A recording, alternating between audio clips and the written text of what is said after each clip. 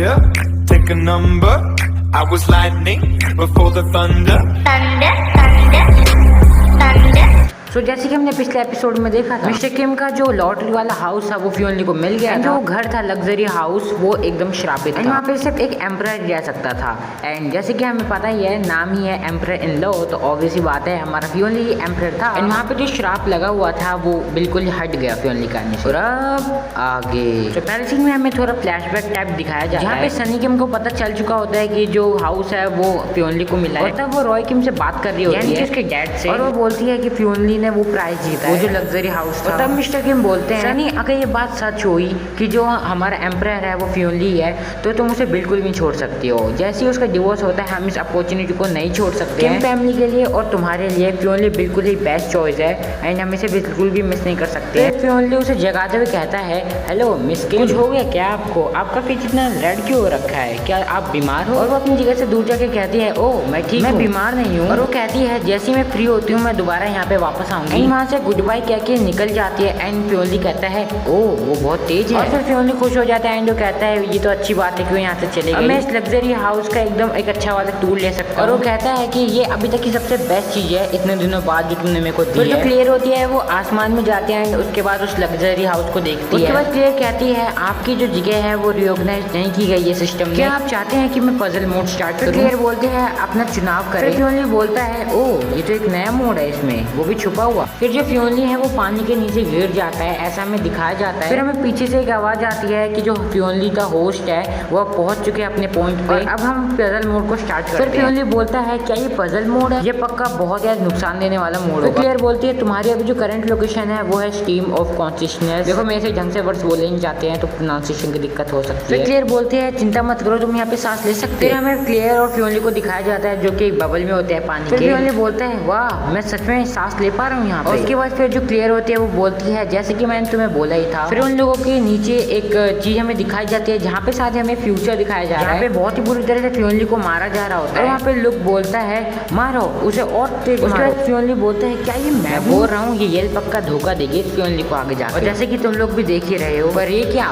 फिर हमारी येल बोलती है कि रुक जाओ वो मरने वाला है। लुक कहता है, तुम्हारे पास कोई राइट्स नहीं है कि तुम बोल सकती हो यहाँ पे। राइट्स का मतलब हक होता है, हक मत समझ लेना। उसके बाद लुक जो है येल का मुंह बंद करा देता है। फिर लुक बोलता है, क्या तुम्हें सही में लगता है तुम मेरी वाइफ बनने के लायक भी हो? येल कहती है, तुमने क्या कहा? तब लुक कहता है, मैं ये कह रहा हूँ कि मैं तुम पे अपना टाइम बर्बाद नहीं करूंगा अगर ये तुम्हारे फैमिली का भाग्य ना हो तो। फिर जो लुक होता है वो कहता है, ग्रैंडपा मर चुके हैं और अब एन फैमिली कुछ भी नहीं है और अब तुम भी मेरे सामने कुछ भी नहीं। फिर फियोनली जो होता है वो कहता है, मैं जानता हूँ आखिर ये मिस्टर एन के साथ किसने किया है। फिर फियोनली बोलता है, और वो और कोई नहीं लुक तुम हो, मैं तुम्हें मार दूंगा। जैसे ही फियोनली ये बात कहता है लुक उसके ऊपर अपना पैर रख देता है। उसके बाद लुक कहता है, मेरे को मारोगे? आखिर हो कौन तुम? फिर लुक उसे अपने पैर से मारते हुए कहता है, तुम बस एक वेस्ट हो, तुम कचड़ा हो, बस एक लूजर हो। और वो बोलता है, आखिर फिर एन कैसे सोच सकती है तुम्हारे बारे में, वो भी इतना ऊपर? अगर वो तुम्हारे लिए नहीं है, एन फैमिली का भाग्य अब मेरे हाथों में है। उसके बाद वो उससे पूछ रहा होता है मार मार के, आखिर तुम्हें वो लग्जरी हाउस कैसे मिल गया? तुम्हें तो एन फैमिली से भगा दिया गया था ना। और अब तो बॉडीगार्ड्स की भी थोड़ी फट रही होती है।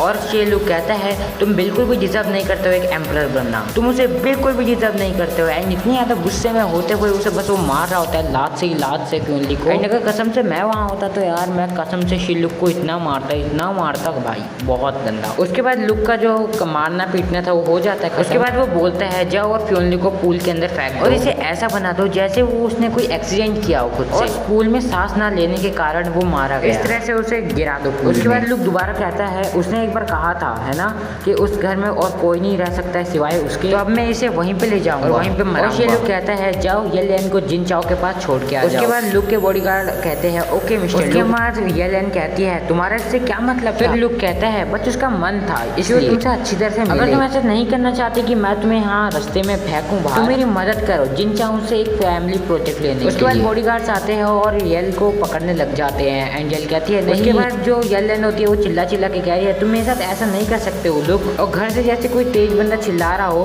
कि तुम मेरे साथ ऐसे बिल्कुल नहीं कर सकते, ऐसा हमें सीन दिखाया जाता है। उसके बाद गार्ड जो होते हैं वो कहते हैं मेरे को माफ़ करना दोस्त, पर ये लुक का ऑर्डर है तो हम कुछ नहीं कर सकते। मतलब कसम से बॉडी गार्ड्स तक को भी आ गई यार थोड़ी शर्म। इतनी दया तो उनमें भी है भाई, वो इंसान है लेकिन लुक कोई इंसान नहीं लगता है मेरे को। फिर फ्योनली मन में बोलता है क्या मैं ऐसे मरने वाला हूँ, यही थी एम्परर की डेस्टिनी। उसके बाद फ्योनली बोलता है मैं इस एंडिंग को बिल्कुल भी एक्सेप्ट नहीं कर सकता हूँ, मेरी पूरी ज़िंदगी का भाग्य ऐसे नहीं हो सकता, मेरे को इसको बदलना है। और वो कहता है मेरे को ये सब कुछ बदलना है। और तभी दो हाथ आते हैं फ्योनली की तरफ, फिर वो जो दो हाथ होते हैं वो फ्योनली को पकड़ते हैं। और उसके बाद फ्योनली जो होता है मन में बोलता है मैंने इसे एक को चुना। फिर वो कहता है कि मैं तुम्हारा बहुत लंबे समय से इंतजार कर रहा था, आखिरकार तुम यहाँ क्लियर बोलते हैं याद करो जो तुमने अभी अभी तुम्हें सब कुछ बदलना है, फिर तैयार हो जाओ एक और नई लाइफ के लिए। फिर जो फ्योनली है वो बहुत तेज चिल्लाता है एंड फिर हमें दिखाया जाता है कि वो तो उठ गया एंड उसी के बगल में क्लियर भी होती है एंड फ्योनली उसी चीज को सोच सोच के परेशान हो रहा होता है। फ्योनली बोलता है क्या मैं दोबारा जन्मा हूँ इस जिंदगी में। फिर क्लियर जो है वो उसे अच्छी तरह से समझाती है कि असल में ऐसा कुछ हुआ नहीं था, ये बस एक प्रोबेबिलिटी है कि तुम्हारी जिंदगी में ऐसा होगा। जैसे कि मैं सिस्टम हूँ एंड वैसे ही मैं इस घर के अंदर भी छुपी हुई थी, जिससे मैं तुम्हारा इंतजार कर रही थी कि आखिर तुम एक कुछ चीज चुनो। इसलिए मेरे को एक मर्द चाहिए था जो कि